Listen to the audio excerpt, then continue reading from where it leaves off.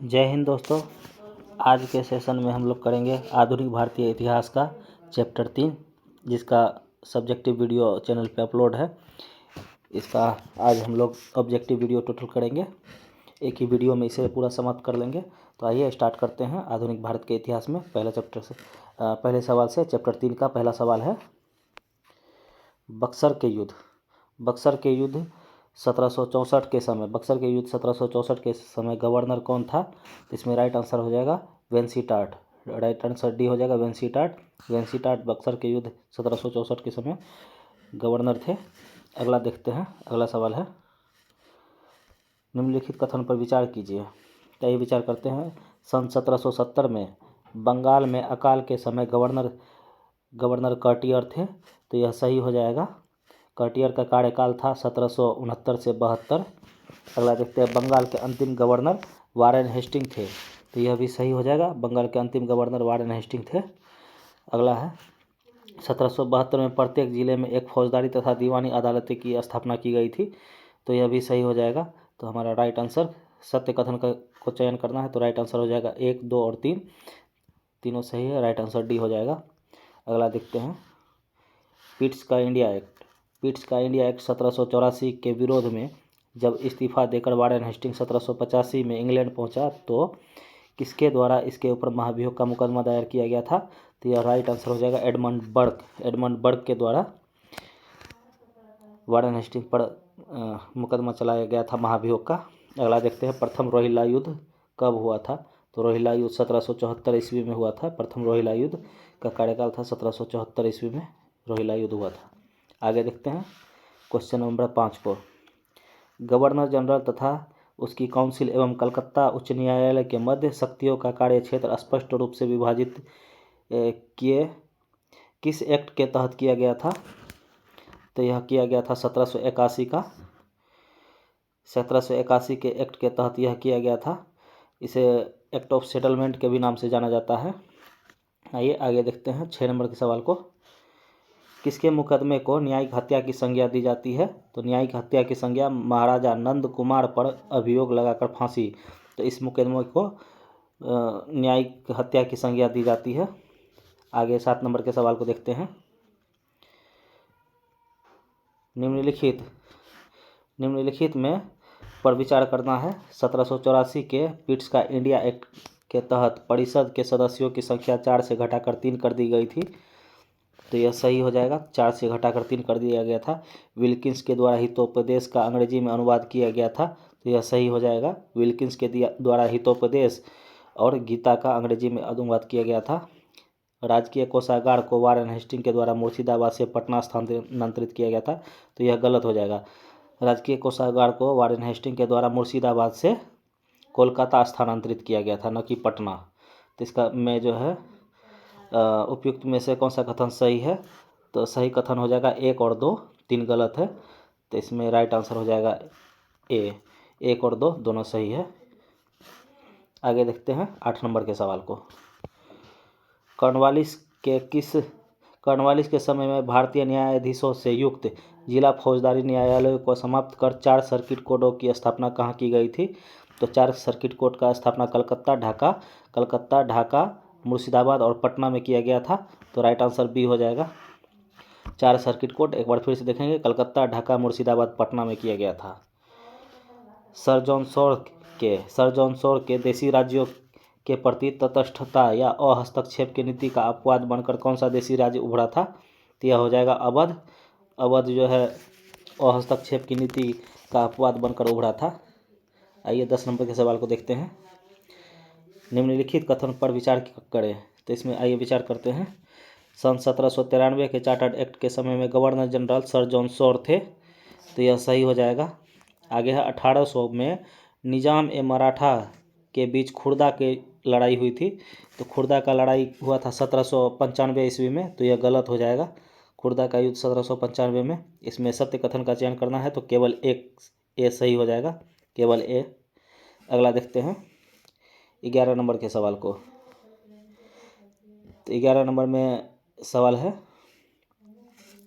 सन 1803 में governor general governor general Wellesley के समय में किस अंग्रेज अधिकारी ने लाल किले पर कब्जा किया था? तो यह हो जाएगा ऑक्टरलोनी। लाल किला पर कब्जा ऑक्टरलोनी ने किया था। तो राइट आंसर सी हो जाएगा, इसका राइट आंसर सी हो जाएगा। आइए आगे देखते हैं 12 नंबर के सवाल को। लाल किले पर पहला ब्रिटिश रेजिडेंट कौन था? लाल किले का पहला ब्रिटिश रेजिमेंट कौन था? तो यह हो जाएगा लाल किले पर पहला British regiment Lord lake. Lord lake हो जाएगा, राइट आंसर हो जाएगा इसका। सॉरी, माफ़ कीजिएगा, इसमें लाल किले का पहला ब्रिटिश रेजिडेंट हो जाएगा ऑक्टरलोनी। ऑक्टरलोनी हो जाएगा, राइट आंसर सी हो जाएगा, ऑक्टरलोनी हो जाएगा।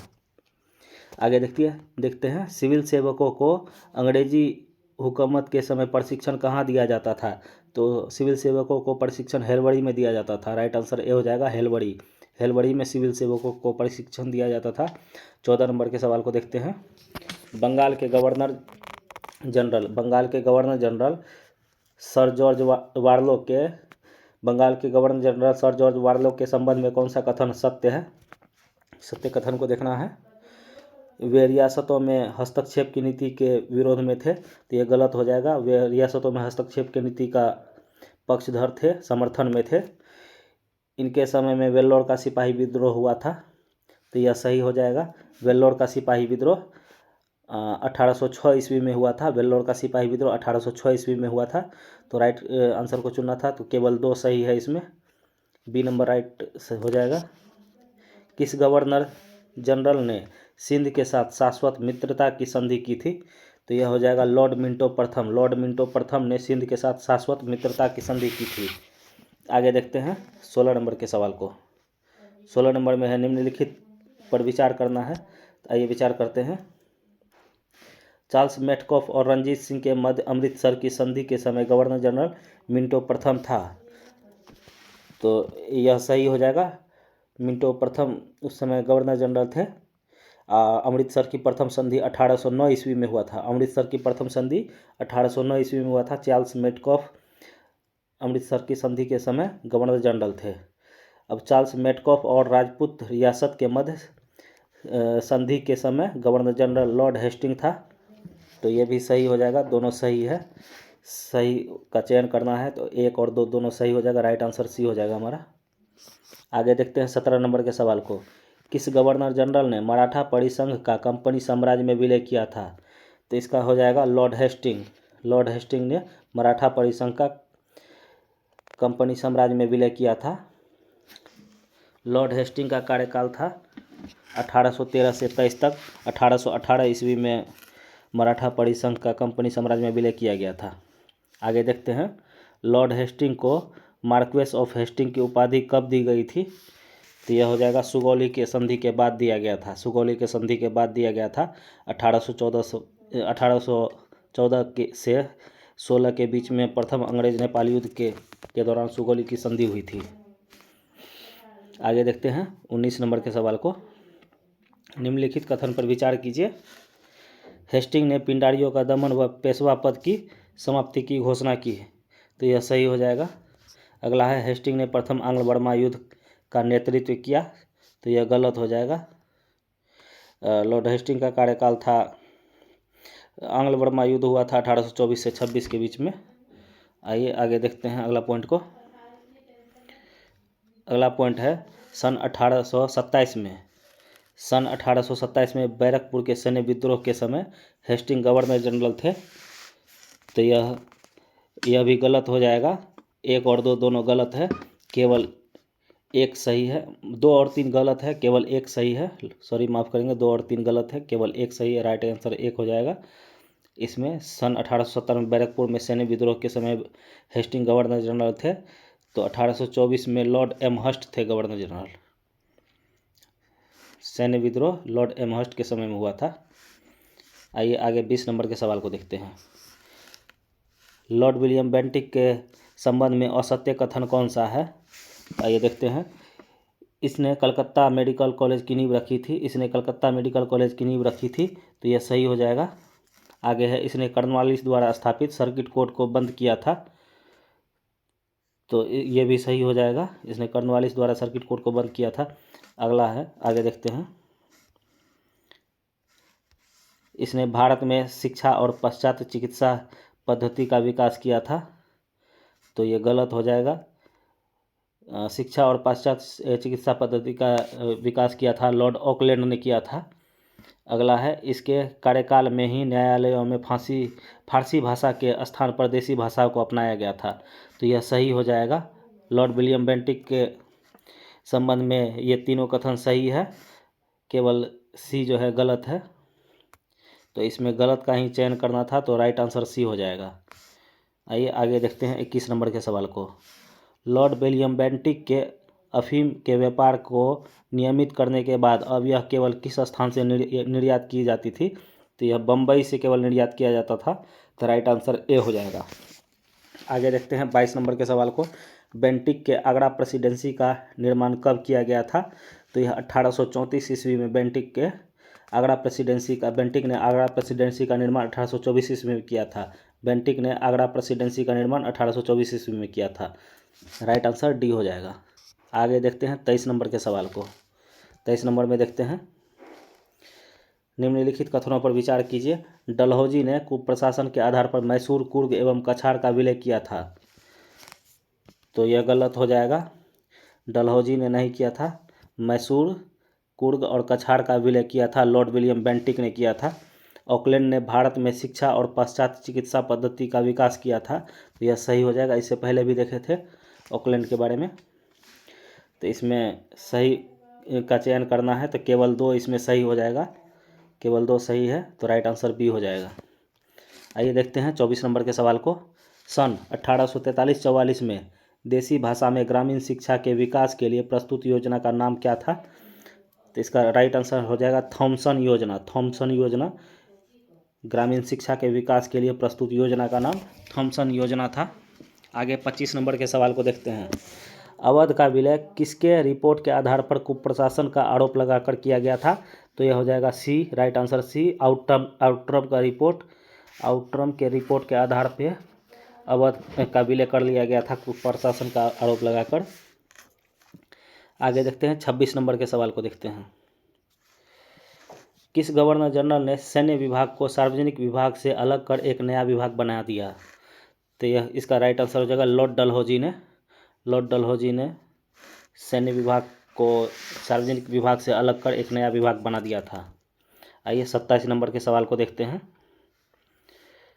लॉर्ड डलहौजी ने बंगाल के लिए उप गवर्नर पद का सृजन किया था। जो प्रदेश नए नए अधिकृत किए गए थे उन्हें अपने प्रत्यक्ष शासन में ले लिया। इस प्रक्रिया को क्या कहा जाता है, इस प्रक्रिया को नॉन रेगुलेटिंग सिस्टम कहा जाता है। राइट आंसर बी हो जाएगा, नॉन रेगुलेशन सिस्टम। अगला है 28 नंबर के सवाल को देखते हैं। तो 28 नंबर में है, यूरोपीय सेना द्वारा श्वेत विद्रोह कब किया गया था, तो यह हो जाएगा 1859 ईस्वी में। 1859 ईस्वी में, राइट आंसर सी हो जाएगा। श्वेत विद्रोह 1859 ईस्वी में किया गया था। अब मिलान करना है 29 का। आइए मिलान करते हैं। नागरिक विधि संहिता, तो नागरिक विधि संहिता हो जाएगा 1859 में। फौजदारी विधि संहिता, तो यह हो जाएगा 1861 में। अब भारतीय दंड संहिता, यह 1860 में। तो राइट आंसर हो जाएगा 213, तो डी हो जाएगा 213। राइट आंसर डी हो जाएगा। फिर से एक बार देखते हैं। नागरिक विधि संहिता 1859 में, फौजदारी विधि संहिता 1861 में, भारतीय दंड संहिता 1860 में। अब 30 नंबर के सवाल को देखते हैं। हाईकोर्ट एक्ट कब पारित हुआ था, हाईकोर्ट एक्ट कब पारित हुआ जिसके साथ में संपूर्ण देश में एक ही दंड संहिता लागू किया गया, तो यह हो जाएगा 1861 में। हाईकोर्ट एक्ट 1861 में पारित किया गया था। लॉर्ड कैनिंग ने पहली बार आयकर लगाया जो किस ब्रिटिश अर्थशास्त्री द्वारा प्रस्तुत किया गया था, तो यह आयकर लगाया गया था जेम्स विल्सन के द्वारा आयकर इनकम टैक्स लगाया गया था। आगे देखते हैं। भूटान युद्ध कब हुआ, तो भूटान युद्ध 1865 ईस्वी में हुआ था। भूटान युद्ध 1865 ईस्वी में हुआ था। इलाहाबाद हाईकोर्ट की स्थापना के समय गवर्नर जनरल कौन थे, तो इलाहाबाद हाईकोर्ट की स्थापना के समय governor general Lord John Lawrence था। Lord John Lawrence. Allahabad high court का गठन 1866 ईस्वी में। 1866 ईस्वी में। आगे देखते हैं 34 नंबर के सवाल को। निम्नलिखित में से कौन सा कथन लॉर्ड मेयो के संबंध में सुमेलित नहीं है? तो गलत कथन को इसमें से चुनना है। देखते हैं कौन कौन सा सही है। इसने आर्थिक विकेंद्रीकरण की नीति आरंभ की थी, तो यह सही हो जाएगा। लॉर्ड मेयो ने आर्थिक विकेंद्रीकरण की नीति आरंभ की थी। इसने पोर्टफोलियो व्यवस्था की शुरुआत की थी। तो पोर्टफोलियो व्यवस्था की शुरुआत 1861 ईस्वी में लॉर्ड कैनिंग के द्वारा किया गया था। यह गलत हो जाएगा मेयो के संबंध में।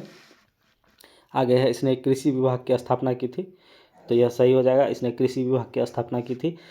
इसने विवाद विच्छेद अधिनियम, विवाह, यहाँ गलत है, विवाह विच्छेद अधिनियम 1869 लागू किया था, तो यह सही हो जाएगा। तो इसमें से मेयो के संबंध में सुमेलित नहीं है, तो गलत को चुनना था, तो गलत राइट हो जाएगा बी, राइट आंसर बी हो जाएगा। इसने पोर्टफोलियो व्यवस्था की शुरुआत की थी, यह गलत है। आइए अगले 35 नंबर के सवाल को देखते हैं। 35 में है, निम्नलिखित कथनों पर विचार करें। तो विचार करना है। लॉर्ड मेयो की हत्या शेर अली ने की थी, तो यह सही हो जाएगा। 1 नंबर सही है, लॉर्ड मेयो की हत्या शेर अली ने की थी। दूसरा पॉइंट है, मेयो का उपनाम ओल्ड मैन इन हरी था, तो यह गलत हो जाएगा। ओल्ड मैन इन हरी के नाम से एलन बरो को जाना जाता है, यह गलत हो जाएगा। ओल्ड मैन इन हरी के नाम से एलन बरो को जाना जाता है। मेयो द्वारा सांख्यिकी सर्वेक्षण विभाग का गठन किया गया था, तो यह सही हो जाएगा। इसमें से सही उत्तर का चयन करना है। तो ये देखते हैं, तो राइट इसका हो जाएगा सी, केवल 1 और 3 सही है, केवल 1 और 3 सही है। आगे देखते हैं 36 नंबर के सवाल को। किस व्यक्ति के द्वारा 1909 में कांग्रेस अधिवेशन में कहा गया कि रिपन भारतीय वायसरायों में सबसे अधिक लोकप्रिय है? तो यह मदन मोहन मालवीय के द्वारा कहा गया था, महामना के द्वारा, कि भारतीय वायसरायों में रिपन सबसे अधिक लोकप्रिय है। अब आगे देखते हैं 37 नंबर के सवाल को। वर्मा का अंतिम रूप से भारत में विलय किसके द्वारा किया गया था? तो यह हो जाएगा लॉर्ड डफरिन के द्वारा। लॉर्ड डफरिन के द्वारा वर्मा को अंतिम रूप से भारत में विलय किया गया था। 38 नंबर का सवाल को देखते हैं। एचिसन आयोग का गठन किस लिए किया गया था? एचिसन आयोग का गठन नागरिक सेवा का विकास के लिए किया गया था। राइट आंसर सी हो जाएगा, नागरिक सेवा का विकास। अगला सवाल है, किस गवर्नर जनरल के द्वारा वित्तीय विकेंद्रीकरण नीति, किस गवर्नर जनरल के द्वारा वित्तीय विकेंद्रीकरण की नीति का नियमीकरण किया गया था? तो राइट आंसर हो जाएगा लॉर्ड रिपन। लॉर्ड रिपन के द्वारा किया गया था। अगला देखते हैं 40 नंबर के सवाल को, मिलान करना है। आइए मिलान करते हैं। घटना और governor general, prince of Wales की भारत यात्रा, तो यह हुआ था लॉर्ड नॉर्थब्रुक के काल में, लॉर्ड नॉर्थब्रुक के कार्यकाल में हुआ था। स्ट्रेची आयोग, स्ट्रेची आयोग का देख लेंगे, तो स्ट्रेची आयोग का हो जाएगा लॉर्ड लिटन। 1 नंबर हो जाएगा Lord Lytton. Bengal tenancy act, Bengal tenancy act Lord Dufferin, Lord Dufferin. सम्मति आयु अधिनियम लॉर्ड लैंसडाउन, लॉर्ड लैंसडाउन। तो राइट आंसर हो जाएगा इसका 4 1 2 3, 4 1 2 3, राइट आंसर बी हो जाएगा। आगे देखते हैं 41 नंबर के सवाल को, यह भी मिलान करने वाला है। आइए मिलान करते हैं। घटना और वर्ष, घटना और वर्ष को देख लेते हैं। तो इसमें है पंजाब टेंडेंसी एक्ट, तो यह 1887 हो जाएगा, 1887 पंजाब टेंडेंसी एक्ट। अफीम आयोग का गठन, तो 1893 हो जाएगा, अफीम आयोग 1893। भारतीय साक्ष्य अधिनियम 1872 हो जाएगा। राइट आंसर 2 1 3, 2 1 3 सी नंबर हो जाएगा राइट आंसर, 2 1 3। आइए 42 नंबर के सवाल को देखते हैं। तो इसमें है अकाल की जांच के लिए, अकाल की जांच के लिए लॉयल आयोग का गठन किस गवर्नर जनरल ने किया था? तो इधर देख लेते हैं।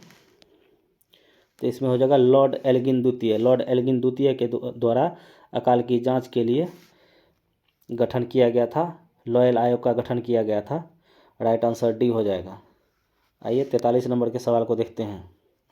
43 नंबर में है, भारत हमारे साम्राज्य की धुरी है, यदि हमारे साम्राज्य का कोई अन्य राज्य अलग हो जाता है तो हम जीवित रह सकते हैं, लेकिन यदि हम भारत को खो देते हैं तो हमारे साम्राज्य का सूर्य अस्त हो जाएगा। यह कथन निम्न में से किसका है? तो यह कथन लॉर्ड एल्गिन द्वितीय ने कहा था, यह कथन लॉर्ड एल्गिन द्वितीय ने कहा था। आगे 44 नंबर के सवाल को देखते हैं। भारतीय व्यय की जांच के लिए वेल्बी आयोग का गठन कब किया गया था? तो यह 1895 ईस्वी में। वेल्बी आयोग का गठन 1895, वेल्बी आयोग 1895 में। निम्नलिखित में से किस व्यक्ति ने कर्जन की जीवनी लिखी थी? तो रोनाल्ड से ने कर्जन की जीवनी लिखी थी। रोनाल्ड से ने कर्जन की जीवनी लिखी थी।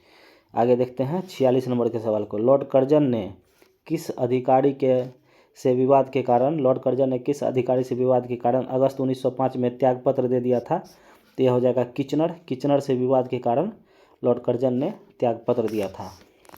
कर्जन द्वारा भारतीयों को स्वशासन से वंचित करने हेतु कलकत्ता कॉरपोरेशन एक्ट कब लागू किया गया था? यह 1899 में हो जाएगा। Calcutta corporation act 1899, Calcutta corporation act 1899। 48 number के सवाल को देखते हैं। निम्नलिखित कथन पर विचार करना है। 1899 में ब्रिटिश मुद्रा पाउंड को भारत में मान्य घोषित किया गया, तो यह सही हो जाएगा। 1 पाउंड 25 रुपये के बराबर होता था, तो यह गलत हो जाएगा। 15 रुपये के बराबर होता था 1 पाउंड। तो इसमें सही का चयन करना है, तो केवल एक सही हो जाएगा।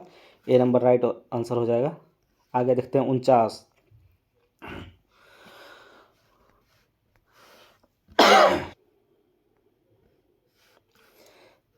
नंबर का सवाल को देखते हैं। सन 1903 में कर्जन ने फारस और अफगान के झगड़ों को सुलझाने के लिए किसे नियुक्त किया था? तो यह हो जाएगा मैकमोहन को नियुक्त किया था।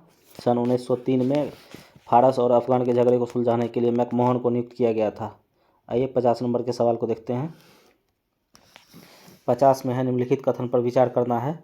कर्जन ने कलकत्ता कॉरपोरेशन एक्ट के माध्यम से निर्वाचित प्रतिनिधियों की संख्या को बढ़ा दिया तथा नामित सदस्यों की संख्या को बढ़ा दिया, तो यह गलत हो जाएगा। अगला है विश्वविद्यालय सुधार अधिनियम 1902 में तथा विश्वविद्यालय आयोग की स्थापना 1904 में कर्जन ने थॉमस रेले की अध्यक्षता में किया, तो यह भी गलत हो जाएगा।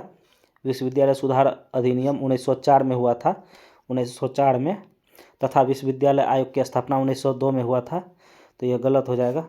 आइए देखते हैं इसमें सही उत्तर का चयन करें, तो दोनों में से कोई सही नहीं है, दोनों गलत है। तो इसका राइट आंसर हो जाएगा ना तो 1 ना ही 2, राइट आंसर डी हो जाएगा। 51 नंबर। भारत की शिक्षा व्यवस्था की आलोचना करते हुए किसने कहा कि पूर्व एक ऐसा विश्वविद्यालय है जहां विद्यार्थी को कभी डिग्री नहीं मिलती है? तो यह लॉर्ड कर्जन ने कहा था। यह लॉर्ड कर्जन का कहना था कि पूर्व में एक ऐसा विश्वविद्यालय है जहां विद्यार्थी को कभी डिग्री नहीं मिलती है। 52 नंबर के सवाल को देखते हैं। निम्नलिखित कथनों पर विचार करें। कर्जन ने 1904 में ऑफिशियल सिगरेट एक्ट को पारित कर सरकारी नियंत्रण को और दिया, तो यह सही हो जाएगा, यह राइट है। कर्जन ने यंग हस्बैंड मिशन को तिब्बत में भेजा था, तो यह भी सही हो जाएगा। अगला है कर्जन ने सर एंटनी मैकडोनाल्ड की अध्यक्षता में एक अकाल आयोग का गठन किया था, तो यह भी सही हो जाएगा। इसमें सही कथन का चयन करना था, तो 1, 2 और 3 तीनों सही है, राइट आंसर डी हो जाएगा, राइट आंसर डी। आइए 53 नंबर के सवाल को देखते हैं। निम्नलिखित कथन पर विचार करें। पहला है बाल गंगाधर तिलक को राजद्रोह के आरोप में 1908 में 5 वर्ष का कारावास दिया गया था, तो यह गलत हो जाएगा। 5 नहीं 6 वर्ष का कारावास दिया गया था बाल गंगाधर तिलक को। लॉर्ड मिंटो की कार्यकारिणी में पहला भारतीय सदस्य SP सिन्हा की नियुक्ति हुई थी, तो यह सही हो जाएगा। SP सिन्हा यानी सत्येंद्र प्रसाद सिन्हा को 1909 में लॉर्ड मिंटो की कार्यकारिणी में पहला भारतीय सदस्य के रूप में नियुक्त किया गया था, सत्येंद्र प्रसाद सिन्हा 1909 में। अगला है SP सिन्हा यानी सत्येंद्र प्रसाद सिन्हा ने सन 1920 में बिहार प्रांत में गवर्नर के पद पर नियुक्त हुए। बिहार प्रांत के गवर्नर के रूप में सत्येंद्र प्रसाद सिन्हा को 1920 में नियुक्त किया गया था, यह भी सही हो जाएगा। तो इसका राइट आंसर हो जाएगा केवल 2 और 3 सही है, बाकी एक जो है गलत है। 54 नंबर के सवाल को देखते हैं। एलिंगस्टन आयोग ने नागरिक सेवाओं में कितने प्रतिशत भारतीयों की नियुक्ति की बात की थी? तो यह हो जाएगा 25%। एलिंगस्टन आयोग ने 25% भारतीयों को नागरिक सेवा में नियुक्ति करने की बात कही थी। आइए आगे देखते हैं 55 नंबर के सवाल को। सैडलर कमीशन 1917 में 2 भारतीय सदस्य कौन थे? सैडलर कमीशन 1917 में 2 भारतीय सदस्य कौन थे? तो इसका राइट आंसर हो जाएगा आशुतोष मुखर्जी तथा जियाउद्दीन अहमद। आशुतोष मुखर्जी तथा जियाउद्दीन अहमद। एलिंगस्टन आयोग का गठन किस गवर्नर जनरल ने किया था? तो यह हो जाएगा लॉर्ड हार्डिंग द्वितीय। लॉर्ड हार्डिंग द्वितीय ने एलिंगस्टन आयोग का गठन किया था। सैन्य सुधार के संबंध में सैंडहर्ट की अध्यक्षता में गठित समिति में भारतीय सदस्य कौन थे? तो इसमें हो जाएगा मोतीलाल नेहरू। राइट आंसर हो जाएगा सैंडहर्ट समिति की अध्यक्षता में गठित भारतीय सदस्य मोतीलाल नेहरू थे। आइए आगे देखते हैं 58 नंबर के सवाल को। स्वामी श्रद्धानंद की हत्या कब हुई थी? स्वामी श्रद्धानंद की हत्या 1926 ईस्वी में हुई थी। हरकोट बटलर समिति का संबंध किससे है? तो यह देसी रियासत से है। देसी रियासत से हरकोट बटलर समिति का गठन 1927 ईस्वी में किया गया था। आगे देखते हैं प्रथम ट्रेड अधिनियम कब पारित किया गया जिसमें हड़ताल को वैध माना गया? प्रथम ट्रेड अधिनियम तो यह हो जाएगा 1926 ईस्वी में, जिसमें हड़ताल को वैध माना गया था। हड़ताल को वैध माना गया था। आगे देखते हैं 61 नंबर। भारतीय सेना अकादमी की स्थापना देहरादून में कब की गई थी? तो भारतीय सेना अकादमी की स्थापना देख लेते हैं। यह 1932 ईस्वी में। राइट आंसर हो जाएगा 1932 में भारतीय सेना अकादमी की स्थापना देहरादून में किया गया था। भारतीय सेना अकादमी की स्थापना देहरादून में 1932 में। आगे है 62 नंबर। सुभाष चंद्र बोस का भारत से पलायन कब हुआ था? तो यह हो जाएगा 1941 ईस्वी में। भारत से पलायन सुभाष चंद्र बोस का 1941 ईस्वी में हुआ था। गांधी जी द्वारा व्यक्तिगत सत्याग्रह कहाँ से प्रारंभ किया गया था? तो यह हो जाएगा पवनार आश्रम से। पवनार आश्रम महाराष्ट्र में है। पवनार आश्रम से व्यक्तिगत सत्याग्रह का प्रारंभ किया गया था। आगे देखते हैं 64 नंबर। निम्नलिखित कथन पर विचार करना है। भारत को स्वतंत्र करने की घोषणा ब्रिटिश प्रधानमंत्री ने 20 फरवरी 1947 को दी थी। तो यह सही हो जाएगा। भारत को स्वतंत्र करने की घोषणा ब्रिटिश प्रधानमंत्री ने 20 फरवरी 1947 को दी थी। जब भारत को स्वतंत्र करने की घोषणा ब्रिटिश प्रधानमंत्री ने की तब भारत के वायसराय लॉर्ड माउंटबेटन थे। तो यह गलत हो जाएगा। उस समय भारत के वायसराय लॉर्ड वेवेल थे। लॉर्ड वेवेल के समय में घोषणा किया गया था। इसमें सही कथन का चयन करना है तो केवल एक सही हो जाएगा। राइट आंसर ए हो जाएगा एक। आइए 65 नंबर के सवाल को देखते हैं। किस गवर्नर जनरल के समय में विश्व भारती विश्वविद्यालय ने कार्य करना प्रारंभ किया था? तो यह हो जाएगा लॉर्ड रीडिंग। लॉर्ड रीडिंग के कार्यकाल में विश्व भारती विश्वविद्यालय ने कार्य करना प्रारंभ कर दिया था। आगे है मिलान करने के लिए। आइए मिलान करते हैं। दिल्ली दरबार तथा वायसराय। प्रथम दिल्ली दरबार लॉर्ड लिटन। प्रथम दिल्ली दरबार लॉर्ड लिटन। द्वितीय दिल्ली दरबार लॉर्ड कर्जन। द्वितीय दिल्ली दरबार लॉर्ड कर्जन। तृतीय दिल्ली दरबार लॉर्ड हार्डिंग। तृतीय दिल्ली दरबार लॉर्ड हार्डिंग। चतुर्थ दिल्ली दरबार लॉर्ड रीडिंग। तो राइट आंसर हो जाएगा 2 3 1 4। राइट आंसर डी हो जाएगा 2 3 1 4। आगे देखते हैं 67 नंबर के सवाल को। किसने क्लाइव को बड़ी बड़ी नींवें रखने वाला कहा? किसने क्लाइव को बड़ी बड़ी नींवें रखने वाला कहा? तो यह बर्क ने कहा था। एडमंड बर्क ने क्लाइव को बड़ी बड़ी नींवें रखने वाला कहा। पर्सिव स्पीयर ने किसे भविष्य का अग्रदूत कहा? तो यह था लॉर्ड क्लाइव ने। पर्सिव स्पीयर ने लॉर्ड क्लाइव को भविष्य का अग्रदूत कहा। अगला सवाल है 69 नंबर। भारत में किस वायसराय का कार्यकाल सर्वाधिक लंबा था? तो यह हो जाएगा लॉर्ड कर्जन। लॉर्ड कर्जन का कार्यकाल था 1898 से 1905। 1898 से 1905 7 वर्षों का हो जाएगा लॉर्ड कर्जन का कार्यकाल।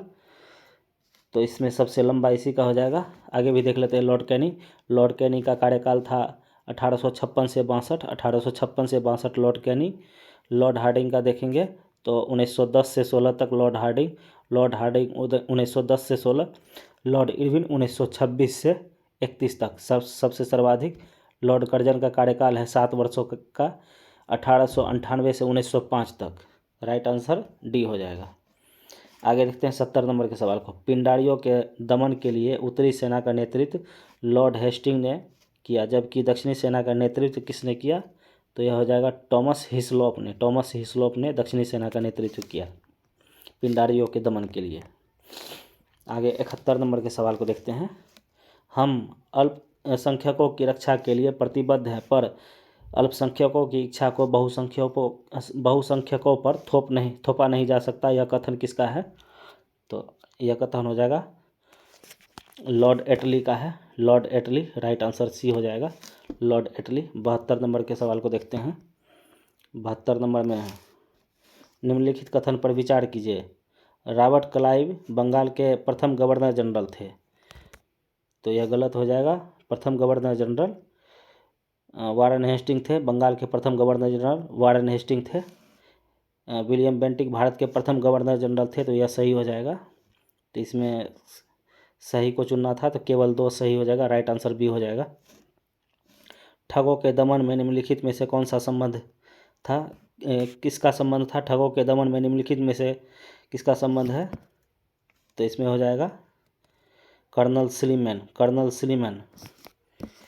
कैप्टन स्लीमैन का संबंध ठगों के दमन से है।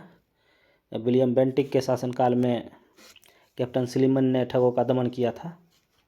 आगे देखते हैं 74 नंबर में सूची 1 को सूची 2 से मिलान करना है। तो आइए मिलान करते हैं। शस्त्र अधिनियम, तो शस्त्र अधिनियम हो जाएगा 1878 शस्त्र अधिनियम 1878। शाही पद अधिनियम 1876 भारतीय उच्च न्यायालय अधिनियम 1861 हो जाएगा। भारतीय उच्च न्यायालय अधिनियम 1861। भारतीय विवाह विच्छेद अधिनियम 1869 हो जाएगा। तो इसका राइट आंसर हो जाएगा 2143 राइट आंसर डी 2143। आगे देखते हैं 75 नंबर के सवाल को। 75 नंबर में है, सिक्किम का भारत में विलय किसने किया? सिक्किम का भारत में विलय किसने किया? तो इसका हो जाएगा राइट आंसर लॉर्ड डलहौजी ने सिक्किम का भारत में विलय किया था। राइट आंसर सी हो जाएगा, लॉर्ड डलहौजी। भारत में स्थानीय स्वशासन को किसने प्रोत्साहित किया? भारत में स्थानीय स्वशासन को किसने प्रोत्साहित किया? तो इसका राइट हो जाएगा लॉर्ड रिपन ने। 2 बार लॉर्ड रिपन दे दिया गया है, दोनों को लिटन कर दिया गया है। इसमें रॉ बना लेंगे, रिपन, लॉर्ड रिपन, किसी एक को रिपन बना लेंगे। अगला है तथाकथित कुप्रशासन के आधार पर किस गवर्नर जनरल ने मैसूर राज्य के प्रशासन को ले लिया? तो यह हो जाएगा लॉर्ड विलियम बेंटिक ने मैसूर राज्य को कुप्रशासन के आधार पर ले लिया। 78 नंबर के सवाल को देखेंगे। भारत में प्रथम रेल लाइन का निर्माण किस नगर के बीच हुआ था? तो यह बम्बई से थाने के बीच में हुआ था प्रथम रेल लाइन का निर्माण। भारतीय राज्यों पर अंग्रेजी प्रभुत्व स्थापित करने के लिए किसने प्रशासन में सहायता संबंधी प्रणाली का सूत्रपात किया था? तो यह हो जाएगा लॉर्ड वेलेस्ली ने।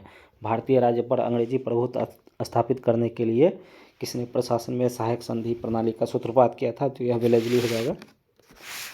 आइए आगे देखते हैं 80 नंबर के सवाल को। सती प्रथा पर पाबंदी किसने लगाई? तो सती प्रथा पर पाबंदी विलियम बेंटिक ने लगाया था। राइट आंसर सी हो जाएगा। अंग्रेजों द्वारा सिंध विजय संपन्न हुई। लॉर्ड एलनबरो के समय में हुआ था। भारतीय पुरातत्व सर्वेक्षण की स्थापना किसके काल में हुई थी? तो यह हो जाएगा लॉर्ड कर्जन के काल में भारतीय पुरातत्व सर्वेक्षण की स्थापना किया गया था। आगे देखते हैं 83 नंबर। निम्नलिखित में से किस गवर्नर जनरल ने भारत में दास प्रथा को समाप्त किया? तो यह हो जाएगा लॉर्ड एलनबरो ने 1843 ईस्वी में दास प्रथा को समाप्त किया था। और लॉर्ड एलनबरो के शासनकाल में ही रविवार की छुट्टी 1843 में शुरू किया गया था। अगला है लॉर्ड कॉर्नवालिस की कब्र कहाँ स्थित है? तो यह हो जाएगा गाजीपुर। आइए देखते हैं गाजीपुर, राइट आंसर ए हो जाएगा। गाजीपुर में है कॉर्नवालिस का कब्र, राइट आंसर ए हो जाएगा। अफगानिस्तान के प्रति आक्रामक नीति किस वायसराय ने अपनाई थी? यह हो जाएगा लॉर्ड लिटन ने। लॉर्ड लिटन ने अफगानिस्तान के प्रति आक्रामक नीति अपनाई थी। भारतीय लोक सेवा का प्रवर्तन किया गया है। भारतीय लोक सेवा का प्रवर्तन किया गया, तो इसका हो जाएगा कर्नवालिस के शासनकाल में। कर्नवालिस के शासनकाल में भारतीय लोक सेवा का प्रवर्तन किया गया। आगे देखते हैं 87 नंबर। कलकत्ता में एशियाटिक सोसाइटी की स्थापना के समय बंगाल का गवर्नर जनरल कौन था? तो यह हो जाएगा Lord Warren Hastings. Lord Warren Hastings 1784 में। आइए 88 नंबर के सवालों को देखते हैं। निम्नलिखित में से कौन सा एक भारत का प्रथम वायसराय था? भारत का प्रथम वायसराय लॉर्ड कैनिंग। भारत का प्रथम वायसराय लॉर्ड कैनिंग हो जाएगा। भारत में अंग्रेजों के समय में प्रथम जनगणना हुई थी, तो यह हो जाएगा लॉर्ड मेयो के कार्यकाल में 1872 में। लॉर्ड मेयो के कार्यकाल में 1872 में। आइए 90 नंबर के सवाल को देखते हैं। किस गवर्नर जनरल पर महाभियोग का मुकदमा चलाया गया? तो यह हो जाएगा वारेन हेस्टिंग पर महाभियोग का मुकदमा चलाया गया था एडमंड बर्क के द्वारा। आगे और आज का अंतिम सवाल है, निम्नलिखित में से कौन सा युग्म सही सुमेलित नहीं है? तो इसमें सही सुमेलित नहीं है, देख लेते हैं कौन सा गलत है। हेक्टर मुनरो, बक्सर का युद्ध, तो यह सही हो जाएगा। बक्सर का युद्ध हेक्टर मुनरो के समय में हुआ था 1764 ईस्वी में, यह सही हो जाएगा। लॉर्ड हेस्टिंग, आंग्ल नेपाल युद्ध, तो आंग्ल नेपाल युद्ध का समय था 1814 से 1816, यह सही हो जाएगा। लॉर्ड हेस्टिंग का कार्यकाल था 1813 से 23 तक। लॉर्ड वेलेस्ली चतुर्थ आंग्ल मैसूर युद्ध, तो यह सही हो जाएगा। चतुर्थ आंग्ल मैसूर युद्ध हुआ था 1798 में। आगे है लॉर्ड कॉर्नवालिस, तृतीय आंग्ल मराठा युद्ध, तो यह गलत हो जाएगा। तृतीय आंग्ल मराठा युद्ध का कार्यकाल है 1816 से 19 तक। तृतीय आंग्ल मराठा युद्ध लॉर्ड हेस्टिंग के कार्यकाल में लड़ा गया था और लॉर्ड कॉर्नवालिस का समय था 1786 से 1793, तो यह गलत हो जाएगा। इसमें से गलत को नहीं को चुनना था, तो नहीं यही हो जाएगा, नहीं है सुमेलित। राइट आंसर डी हो जाएगा। तो इसके साथ ही टोटल 91 प्रश्नों को विश्लेषण के साथ किया गया। आशा करता हूं कि आप लोग इसका 2-3 बार रिवीजन करेंगे। यह आधुनिक भारत के इतिहास में तीसरा चैप्टर का ऑब्जेक्टिव था। तो चलिए, धन्यवाद। आ जाओ सोनी।